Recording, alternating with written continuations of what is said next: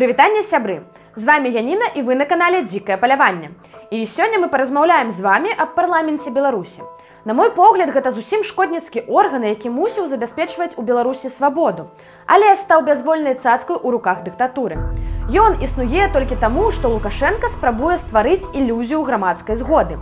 Менавіта па гэтай прычыне перад тым, як прыняць нейкі закон, ён накіроўвае яго ў парламент на разгляд. І узгадаць выпадак, каб парламентарыі яму адмовілі ў прыняцці рашэння, я не магу. А прыняць яны гатовы абы што. Нездарма іх завуць палаткай ківал. Так, напрыклад, яны адобрылі цалкам незаконную магчымасць пазбаўлення грамадзянства беларусаў, якія эмігравалі.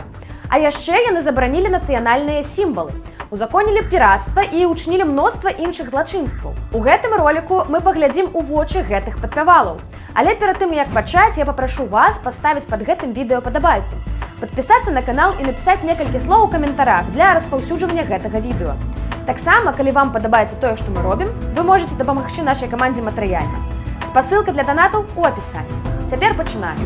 Пачынае наш спіс сумна вядомая Васілевіч Марыя, экс-міс Беларусь. Яна самая маладая дэпутатка беларускага парламента. Як ёй гэта ўдалося? Адказ на паверхні. Маладая дзяўчынка пагадзілася стаць палюбоўніцай старога дзеда Лукашэнкі, за што ён забяспечыў ёй палітычную кар'еру, узнагародзіў медалём за ўклад у культуру і дабрачыннасць. Між тым, яе родам упершыню была агучана прапанова пазбаўляць беларусаў грамадзянства. Як думаеце, хто ёй гэта падказаў? Наступны ў нашым спісе Клішевіч Сяргей, адзін з найбольш брыдкіх і адыёзных лукашыстаў, член камуністычнай партыі, а гэта ўжо шмат аб чым кажа.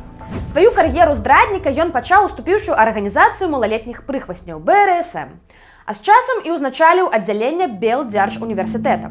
Колькі ён зла стварыў, не злічыць. Ён нападаў на актывістаў і незалежных журналістаў, выступаў супраць увядзення каранціну ў каранавірус. З мэтай выслужыцца першым прапанаваў узяць кантроль за інфармацыйнай прасторай, у якім дзейнічаюць радыкалы. І выказаў меркаванне, што 70% каментароў на палітычную тэматыку ў інтэрнэце напісаны пры ўдзеле батафермаў, якія падтрымлівалі альтэрнатыўных кандыдатаў. Дарэчы, лічыцца, што выслугоўванне ў БРСМ гэта прамы шлях у палатку. Нарыцына Жанна яшчэ адно таму пацверджанне. Пачынала свой шлях слугі рэжыму як першы сакратар Глыбоцкага раённага камітэта БРСМ. Пасля стала дэпутатам Глыбоцкага раённага савета дэпутатаў. На сваёй пасадзе яна арганізоўвала прапагандысцкі злёт БРСМаўцаў у Віцебску. З-за таго, што там было мала малалетніх здраднікаў, для карцінкі на мерапрыемства прыйшлося зганяць хабзайцаў і студэнтаў, прапанаваўшы ім выхадны ад вучобы дзень без абавязковай адпрацоўкі. Таксама Нарыцына вядомая тым, што пагражала студэнтам, якія хацелі пакінуць арганізацыю. А яшчэ яна вербавала ў арганізацыю школьнікаў.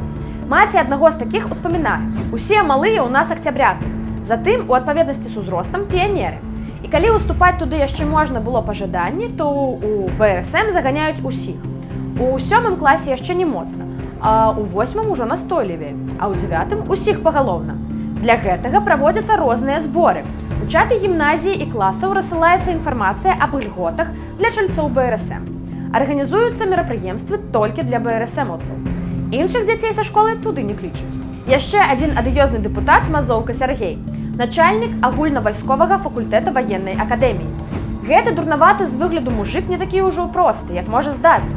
Падчас пратэсту 2020 года ён загадаў курсантам страляць у пратэстоўцаў. Пра гэта сведчаць злітыя аўдыёзапісы. Як вы маглі заўважыць, у парламенце прадстаўлены ўсе віды саўдзельнікаў рэжыму. Знайшлося месца і фальсіфікатарам выбараў. Гэта Беляева Галіна. Як намеснік дырэктара ДУА сярэдняй школы номер 34 горада Магілёва удзельнічала ў фальсіфікацыі вынікаў выбараў 2020 года. У той жа школе яна была старшынёй выбарчай кампаніі і дапусціла падтасоўку галасоў, пра што сведчаць паказанні незалежных назіральнікаў. Дарэчы, за свае злачынствы яна была ўдастоена гонару прысутнічаць на усебеларускім антынародным сходзе. Знайшоўся там прадстаўнік і ад дробных гоблінаў-мобікаў. Архіпенка Александр, падпалкоўнік міліцыі, намеснік начальніка аддзела МАБ Быхаўскага РАУС. Асабіста удзельнічаў у рэпрэсіях супраць жыхароў горада Быхава. Праводзіў утойную здымку мітынгоўцаў. За гэта, гэтак жа як і Беляева, быў запрошаны паківаць галавой і выпіць гарэлку ў буфеце на УНС. Вось такія вось кадры. Але гэта далёка не ўсе. Самых цікавых мы прызапаслі для другога выпуску, які хутка выйдзе. А зараз павучальная гісторыя.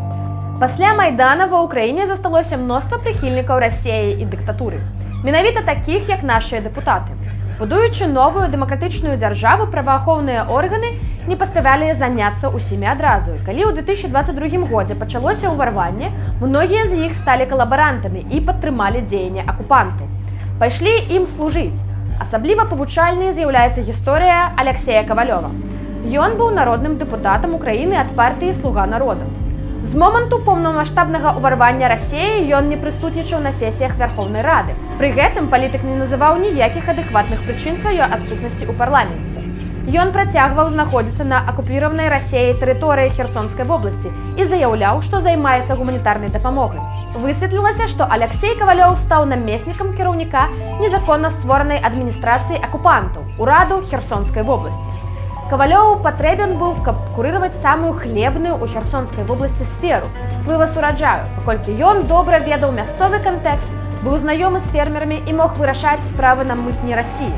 Яго фармальны статус дазваляў хутка праводзіць грузы на тэрыторыю акупаванага Крыма. Пасля гэтага на яго пачалося паляванне. Некалькі разоў на калабаранта здзейснілася замах, а 28 жніўня ён быў застрэлены ў галаву. Мараль гісторыі – ніхто не сыдзе ад адказнасці. Рыхтуйцеся. На сёння гэта ўсё. Дзякуй, што даглядзелі гэты ролік. Да новых хуткіх сустрэч і жыве Беларусь!